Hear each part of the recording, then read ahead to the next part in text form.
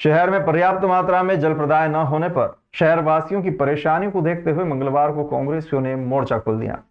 कांग्रेसियों ने खाली बाल्टियां लेकर ग्रांड होटल परिसर स्थित महापौर आवास को घेरा और अफसरों और कर्मचारियों पर कार्रवाई की मांग की। इस दौरान बोतल में लाया गया गंदा पानी भी महापौर को भेंट किया गया। शहर कांग्रेस अध्यक्ष मुकेश भाटी एवं नेता प्रतिपक्ष रवि राय ने बताया कि भरपूर पानी होने के बावजूद भी शहर की जनता को पानी नहीं मिल पा रहा है। नल में आने वाले गंदे पानी से जनता परेशान है और परिजन और बच्चे बीमार हो रहे हैं।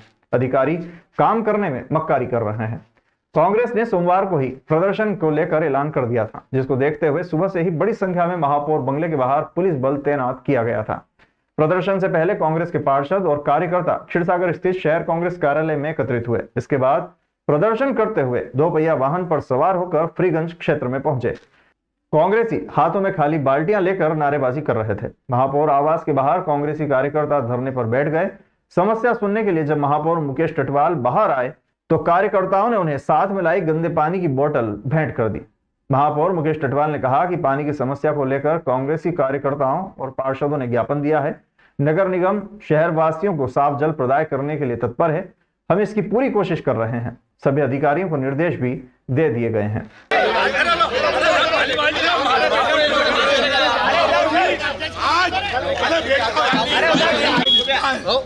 की जो परेशानी लगातार हम लोग कर रहे हैं, वोट विफल हो चुका है। लगातार 20 वर्षों से मध्य प्रदेश में भारतीय जनता पार्टी की सरकार है। 10 साल से दिल्ली में भारतीय जनता पार्टी की सरकार है। ये तीसरे टर्म में भारतीय जनता पार्टी का बोर्ड है। इनको काम करने में क्या सुविधा हो रही है? क्या इनके पास पैसे नहीं मिल रहे हैं? आए दिन माननीय मुख्यमंत्री जी घोषणा करते 400 करोड़ 500 करोड़ की। जिस मार्ग से मुख्यमंत्री जी निकल रहे हैं वो मार्ग के गड्ढे पड़े हुए हैं। इस शहर की जनता को गुमराह और झूठ बोलना माननीय मुख्यमंत्री जी बंद करिए और आपके आसपास आजू बाजू जितने भी चापलूसों की गैंग है उनको हटा के शहर की स्थिति से अवगत होइए।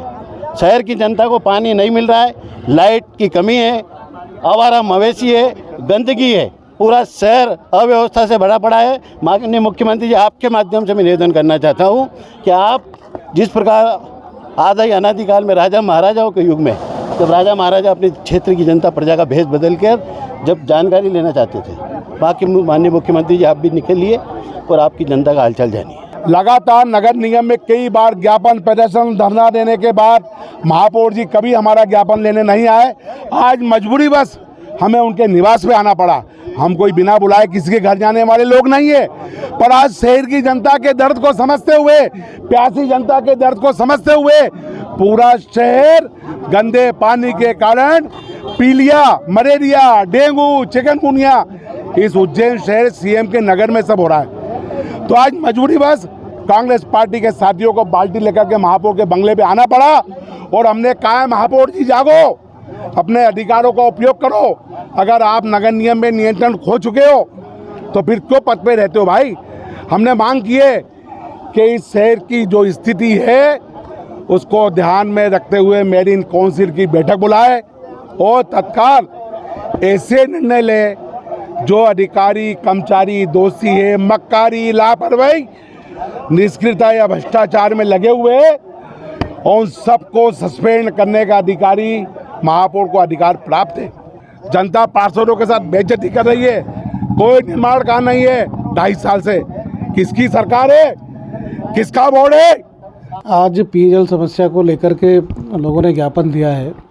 अभी विगत 2 दिन पहले एक एक्सीडेंट के कारण हमारा फॉल्ट हो गया था, डीपी जल गई थी, इस कारण से जल की आपूर्ति बराबर नहीं हो पाई। उन सबको हमने ठीक कर लिया है और उज्जैन शहरवासियों को नियमित रूप से साफ और स्वच्छ जल हम देंगे। नीलगंगा थाना क्षेत्र में युवक के साथ चाकूबाजी का एक सीसीटीवी फुटेज सामने आया है। मामले में पुलिस ने वीडियो के आधार पर आरोपी की तलाश शुरू कर दी है। नीलगंगा थाना क्षेत्र में एक युवक को 3 बदमाशों ने चाकू मारकर घायल कर दिया था। नीलगंगा थाना पुलिस ने जानकारी दी और बताया कि देर रात मोहित नामक युवक को उसके घर के पास ही दीपक कहार, गोलू माली और अमन ठाकुर ने चाकू मारकर घायल कर दिया था। घायल युवक को उपचार के लिए अस्पताल में भर्ती कराया गया है। पुलिस ने मारपीट और चाकूबाजी करने वाले तीनों आरोपियों के खिलाफ प्रकरण दर्ज कर मामले को जांच में लिया है। इस संबंध में एक वीडियो जानकारी में आया है जिसके तथ्यों के बारे में जांच की जा रही है और वैधानिक कार्रवाई की जाएगी। थाना नागझिरी द्वारा बनाए गए कथित धर्म परिवर्तन और बलात्कार के मामले में आरोपी युवक को 11 महीने जेल में रहना पड़ा। अब युवक को कोर्ट ने मामले में बरी कर दिया है। थाना नागझिरी द्वारा एक प्रकरण दर्ज कर कथित रूप से धर्म परिवर्तन कराने और शादी का झांसा देकर बलात्कार करने वाले युवक फरजान को जेल भेज दिया गया था। 26 अक्टूबर को दशम अपर सत्र न्यायाधीश उज्जैन द्वारा आरोपी फरजान निवासी नागझिरी उज्जैन को बलात्कार एवं धर्म परिवर्तन करने के आरोपों से दोष मुक्त कर दिया गया। थाना नागझिरी द्वारा फरियादिया की शिकायत पर आरोपी फरजान के विरुद्ध दिनांक 2 नवंबर 2023 को बलात्कार एवं धर्म परिवर्तन करने के अपराधों की धाराओं में अपराध पंजीबद्ध किया गया था। अपराध दर्ज किए जाने के पश्चात विवेचना कर न्यायालय के समक्ष इसे प्रस्तुत किया गया था। लंबे विचार के बाद न्यायालय द्वारा फरियादिया की कहानी को असत्य पाते हुए आरोपी फरजान निवासी नागझिरी को निर्दोष पाकर सभी आरोपों से मुक्त कर दिया गया। आरोपी की ओर से न्यायालय में वरिष्ठ अधिवक्ता चंदन गेरा ने पैरवी की थी। चंदन गेरा ने बताया कि इस प्रकरण के कारण फरजान को करीब 11 महीने जेल में बिताना पड़े। इससे फरजान को शारीरिक और मानसिक कष्ट के साथ आर्थिक नुकसान भी उठाना पड़ा है। न्यायालय ने केस की सुनवाई के दौरान उनके तथ्यों को देखते हुए न्यायालय ने फरजान को दोष मुक्त कर दिया। सर मैं निर्दोष था, मुझे झूठा फंसाया गया इन्होंने। कितने टाइम जेल में रहना पड़ा? समथिंग 11 महीने जेल में रहा। कैसे फिर आप बाहर कैसे आए? सर वकील साहब तो चंदन मेरा उन्होंने मेरे को वो न्याय वो में दिलाया। ये प्रकरण ऐसा था कि वर्ष 2023 में नवंबर माह में फरियादी द्वारा थाना नागझिरी पे प्रकरण दर्ज कराया गया था कि आरोपी जो वर्तमान में निर्दोष साबित हुआ है उसके द्वारा उससे बहला फुसलाकर और उसका धर्म परिवर्तित करवाकर उससे विवाह करने का आश्वासन देकर उसके साथ बलात्कार किया गया था। इस तरह का मामला नागझिरी थाने द्वारा दर्ज किया गया था। अपराध दर्ज होने के पश्चात विवेचना उपरांत अभियोग पत्र न्यायालय में प्रस्तुत किया गया और अभियोग पत्र प्रस्तुति के बाद पूरा विचारण में यह सिद्ध हुआ कि जो फरियादिया की कहानी थी वो पूर्णतः असत्य थी और निर्दोष व्यक्ति को इस अपराध में असत्य रूप से संलिप्त किया गया था। तो सामाजिक संगठनों ने भी इसमें इंटरवीन किया था, इस कारण से प्रकरण दर्ज हुआ था। ये प्रारंभिक तौर पे ऐसी कुछ बातें निकल कर आई थी कि सामाजिक संगठनों द्वारा दबावपूर्वक ये अपराध दर्ज कराया गया था, जो न्यायालय में साबित हुआ कि आरोपी द्वारा किसी प्रकार का कोई अपराध कारित नहीं किया गया। सोमवार अल सुबह हुई भस्म आरती और उसके बाद भोग आरती के दौरान महाकाल मंदिर के सुरक्षा कर्मियों ने 2 चोरों को शंका के आधार पर पकड़कर पुलिस के हवाले कर दिया। इधर सुबह भस्म आरती में महाकाल मंदिर समिति के प्रशासक ने औचक निरीक्षण किया तो एक सुरक्षा कर्मी 2 भक्तों को भस्म आरती में ले जाते हुए पकड़ा गया, जिसके बाद उसे जांच के लिए पुलिस के हवाले कर दिया गया। मंदिर में सुबह हुई चोरी की घटना में शामिल गुजरात के गोधरा निवासी जयंती नामक चोर इससे पहले भी जून 2024 को मंदिर से चोरी करते हुए पकड़ा जा चुका है। इसके बाद महाकाल थाना पुलिस ने कार्रवाई कर उसे कोर्ट में पेश किया था। एक बार फिर सोमवार सुबह जयंती अपने मित्र प्रहलाद गुजराती के साथ वारदात करने पहुंचा, लेकिन महाकालेश्वर मंदिर की सुरक्षा व्यवस्था में लगे सीसीटीवी कैमरे के माध्यम से सर्चिंग की गई। उसी के आधार पर चोरों को कमरों में देखा गया। इसके बाद सिक्योरिटी गार्ड ने उन्हें पकड़कर महाकाल थाना पुलिस के हवाले कर दिया। महाकाल मंदिर में मंदिर समिति लगातार निरीक्षण के दौरान कई कर्मचारियों पर कार्रवाई कर रही है, लेकिन कुछ कर्मचारी अभी भी भक्तों के साथ ठगी और मंदिर के नियमों को तोड़ने के काम कर रहे हैं। सोमवार अल सुबह भस्म आरती के दौरान मंदिर प्रशासक गणेश धाकड़ ने औचक निरीक्षण किया। इस दौरान मंदिर में सुरक्षा देने वाली कंपनी क्रिस्टल का कर्मचारी लव शंख द्वार से 2 श्रद्धालुओं को भस्म आरती में प्रवेश दिलाने के लिए मंदिर परिसर में ला रहा था। इस दौरान प्रशासक ने चेकिंग की तो दोनों भक्तों को बिना परमिशन के पकड़ लिया गया। हाँ, 2 लोग दर्शन करने आए थे, दाऊद के रहने वाले हैं। एक का नाम जयंती है, एक का नाम प्रहलाद है। लोगों को शंका हुई, एक की जेब भी कटी है, तो मुझे भी शंका है कि उसमें से 2 में से एक पहले पकड़ा चुका है मेरे आने के पहले। उस पर क्या कार्रवाई है इसकी जानकारी लूँगा मैं। अब इनसे सघन पूछताछ की जाएगी कि वास्तव में जेब कतरे हैं कि दर्शनार्थी हैं। अभी आज सवारी है, इसलिए व्यस्तता होने के कारण पूछताछ नहीं हो पाई है। सवारी के बाद पूछताछ की जाएगी तो इसका पूरा निकाल हुआ जाएगा। हाँ, प्रशासक महोदय ने बताया है कि कोई गार्ड है जिसने पैसे ले लिए हैं और नकली भस्मारती बनाने के लिए, लेकिन भस्मारती नहीं बनाई है। तो प्रशासक साहब ने मेरे बोला कि आप लिख के दीजिए, मैं मुकदमा कायम करूँगा और गार्ड को अरेस्ट करूँगा। क्षिप्रा को प्रवाहमान बनाने के लिए जल संसाधन विभाग ने 614 करोड़ 53 लाख रुपए की लागत से सेवरखेड़ी सिलारखेड़ी परियोजना तैयार की है। इस परियोजना में बारिश के दौरान क्षिप्रा का पानी सेवरखेड़ी के सिलारखेड़ी तालाब में स्टोर किया जाएगा, जिसे बाद में फिर क्षिप्रा में छोड़ा जा सकेगा। सितंबर में प्रोजेक्ट को प्रशासकीय स्वीकृति मिलने के बाद हाल ही में इसके लिए टेंडर भी जारी कर दिए गए हैं। 28 अक्टूबर को टेंडर ओपन होना था, लेकिन पर्व व शासकीय अवकाश के चलते इन्हें अभी नहीं खोला जा सका। सोमवार मंगलवार को टेंडर ओपन होने की संभावना है। सब कुछ सही रहा तो पहले टेंडर में ही प्रोजेक्ट के लिए निर्माण एजेंसी तय हो जाएगी। जल संसाधन विभाग के अधीक्षण अभियंता पी.के. खराड़ ने बताया कि बारिश के दौरान क्षिप्रा नदी का 90% प्रवाह बारिश के मौसम में ही रहता है। क्षिप्रा पर बड़ा डैम नहीं होने से बारिश में इसका पानी स्टोर नहीं हो पाता। नतीजतन बारिश के दौरान क्षिप्रा में आए पानी की बड़ी मात्रा बेवजह बह जाती है। क्षिप्रा को लगभग पूरे वर्ष प्रवाहमान बनाए रखने के लिए सेवरखेड़ी सिलारखेड़ी परियोजना तैयार की गई है। योजना क्रियाशील होने के बाद उम्मीद है कि क्षिप्रा को बारिश के बाद भी पूरे वर्ष प्रवाहमान रखा जा सकेगा। इसके साथ ही सिंहस्थ 2028 के लिए भी इस परियोजना को महत्वपूर्ण माना जा रहा है। दरअसल सिंहस्थ 2016 में स्वच्छ जल की उपलब्धता के लिए नर्मदा का पानी क्षिप्रा में डाला गया था। तब साधु संत व अन्य लोगों ने अगला सिंहस्थ स्नान क्षिप्रा के जल से ही करने की मांग उठाई थी। इसके लिए क्षिप्रा के आसपास पौधारोपण की भी मुहिम चलाई गई। साथ ही क्षिप्रा पर सेवरखेड़ी डैम निर्माण का भी मुद्दा समय समय पर उठता रहा है। बाद में सेवरखेड़ी सिलारखेड़ी परियोजना तैयार की गई। इस परियोजना से उम्मीद है कि सिंहस्थ 2028 में स्नान के लिए नर्मदा का पानी लाने की आवश्यकता नहीं पड़ेगी। सिलारखेड़ी सेवरखेड़ी जो हमारा प्रोजेक्ट है वो उसकी हमको प्रशासकीय स्वीकृति लगभग 614 करोड़ की प्राप्त हो चुकी है। अभी सेवरखेड़ी सिलारखेड़ी परियोजना की निविदा की कार्रवाई प्रक्रिया में। उम्मीद है कि अगले महीने या नवंबर लास्ट तक हमको एजेंसी विभाग के साथ अनुबंध कर लेगी। कार्तिक माह में स्नान के पहले उज्जैन में गधों का मेला लगता है, जहां कई प्रदेशों से गधे बिक्री के लिए उज्जैन आते हैं।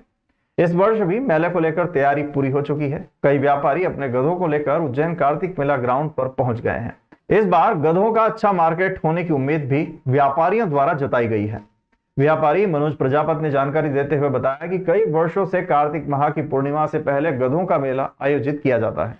गधों का पूजन कर एवं गुलाब जामुन खिलाकर मेले का शुभारंभ किया जाता है, जिसमें कई प्रदेशों से गधे के व्यापारी अपने गधों को बेचने और खरीदने के लिए यहाँ पहुंचते हैं।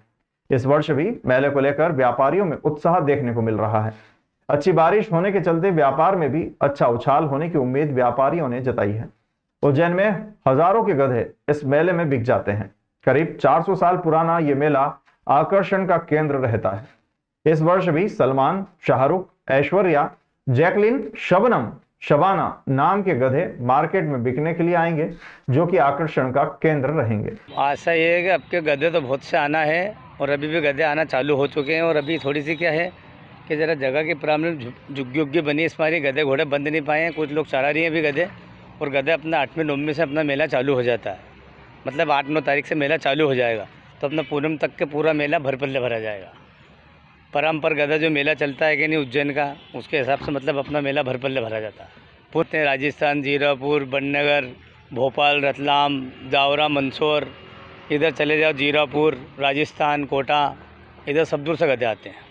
इसकी शुरुआत हो जाती है अपनी 8वीं 9वीं से, या 8-9 तारीख से अपना मेला चालू हो जाएगा। तो अभी ये जैसे देवउठनी 11 आएगी, इस पर भर पल्ले मेला पूरा भरा जाएगा, तो अच्छी चाकाचून भरा जाएगा। कम से 1000-1500 गधे मेले में आज ऐसा करते हैं जैसे 8वीं 9वीं में रिबिन बांध के ने मेले का सुबह में करते हैं। गधे घोड़े की पूजा कर कुरा के मेले के अंदर प्रस्तुति रहते हैं। जैसे हाँ, जामुन वगैरह गुलाब जामुन खिलाए जाते हैं गधों को। उसके बाद में फिर उसकी रिबिन काट के ने मेले के अंदर प्रस्तुति देते हैं।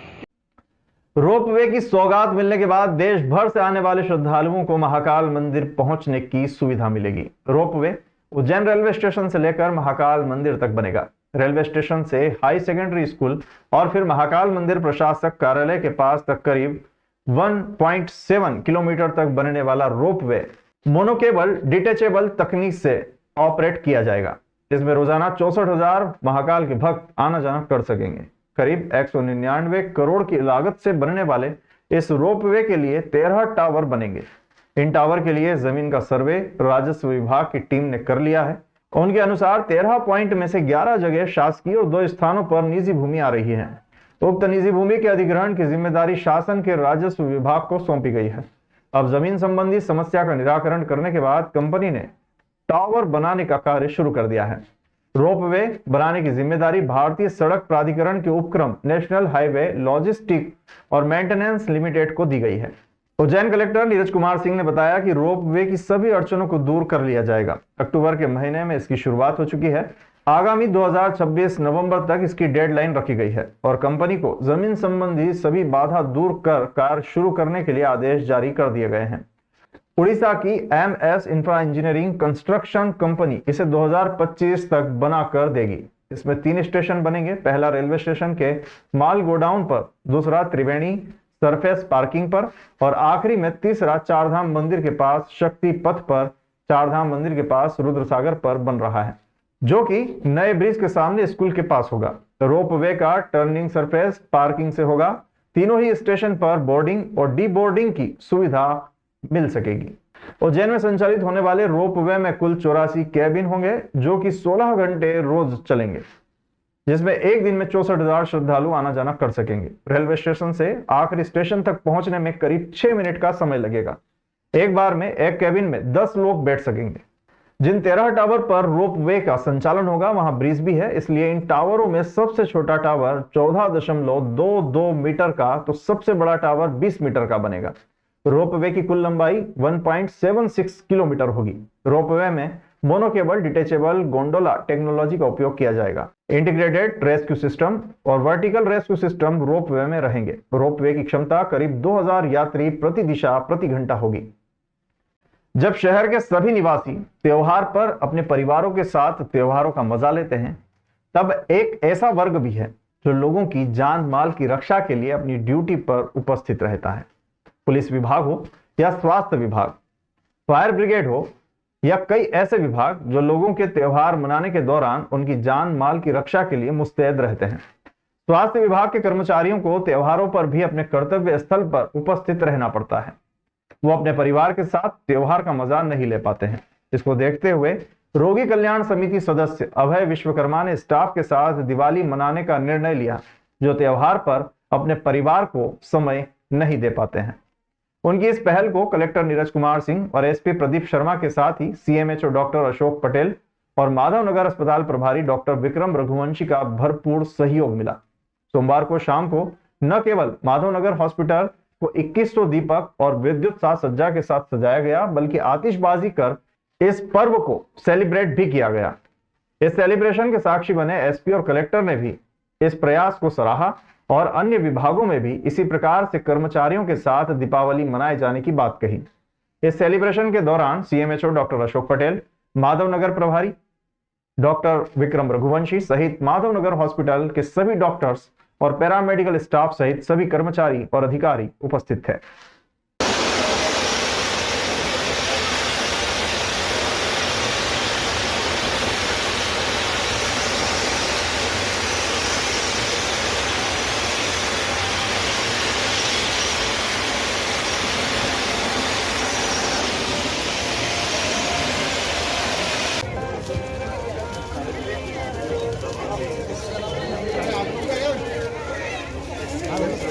बोला क्या?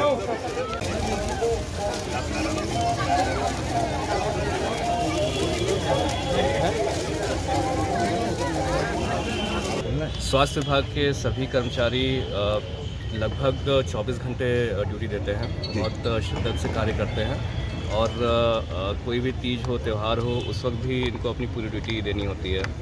तो इसी को अप्रिशिएट करते हुए आज यहाँ पर दीपावली के कुछ दिनों के पश्चात दीपावली मिलन समारोह और उनके साथ दीपावली मनाने का कार्यक्रम रखा गया था, जो यहाँ पर CMHO साहब ने, सुप्रिंटेंडेंट साहब ने यहाँ पर इस पूरे कार्यक्रम के सूत्रधार विश्वकर्मा जी ने आयोजित किया था और सभी के बीच आकर के दीपावली मना करके बहुत अच्छा लगा। सबको शुभकामनाएं दी और एक फैमिली टाइप की फीलिंग आई सभी के साथ दीपावली मना करके। कई बार हम लोगों को ये बात रियलाइज़ नहीं होती है, बट अगर आप देखेंगे तो स्वास्थ्य विभाग की जिम्मेदारियां जिस दिन कोई तीज त्यौहार होता है उस दिन ज़्यादा बढ़ जाती है। कई बार मूवमेंट की वजह से और कुछ लोगों की वजह से घटनाएं ज़्यादा होती हैं और उस दिन उनको ज़्यादा अलर्ट पर रहना पड़ता है।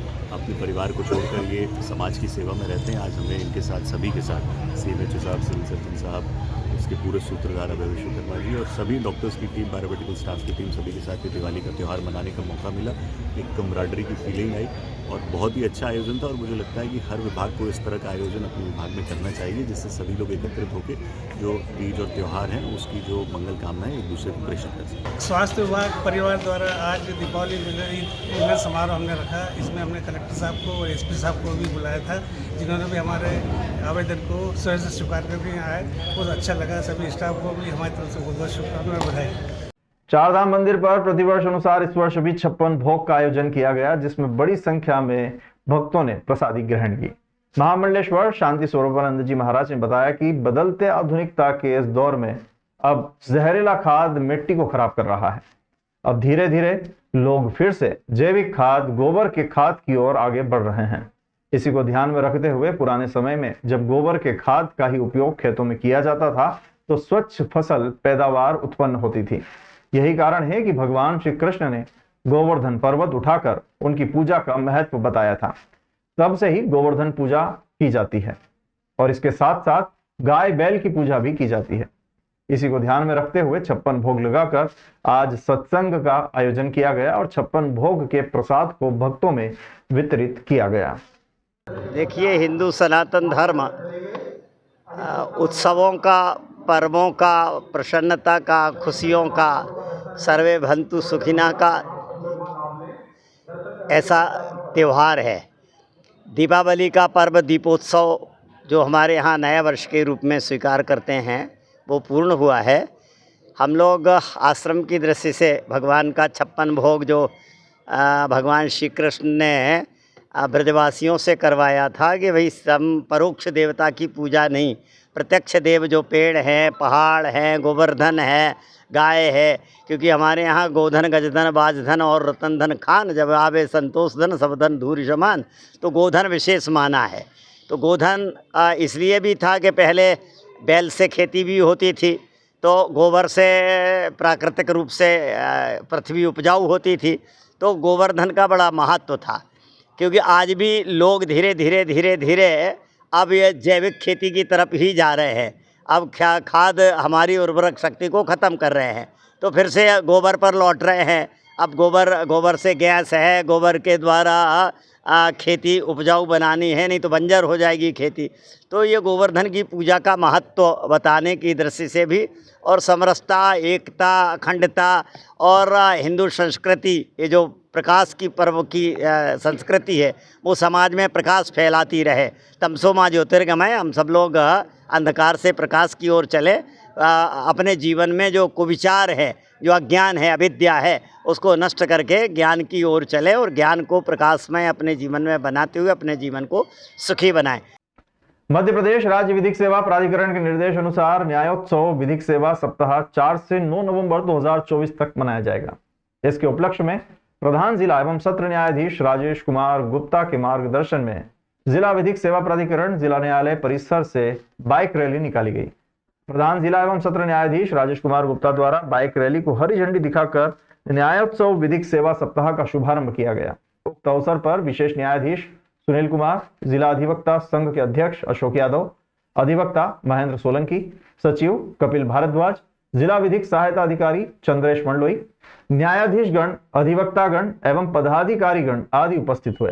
बाइक रैली के माध्यम से आमजनों को विधिक जागरूक एवं साक्षर होने का संदेश दिया गया। उक्त बाइक रैली में विधिक सहायता एवं सेवा योजना की स्लोगन, तख्तियों एवं बैनर्स के माध्यम से विधिक सेवा सप्ताह का प्रचार प्रसार कोठी से टावर चौराहा तक बाइक रैली निकालकर किया गया। उक्त बाइक रैली में न्यायाधीशगण, कर्मचारीगण, पैनल बायर्स, LADCS, अधिवक्तागण, पैरालीगल, वॉलंटियर्स आदि की सहभागिता रही। 4 नवंबर को जिला उज्जैन की समस्त जेलों में विधिक जागरूकता शिविर का आयोजन भी किया गया।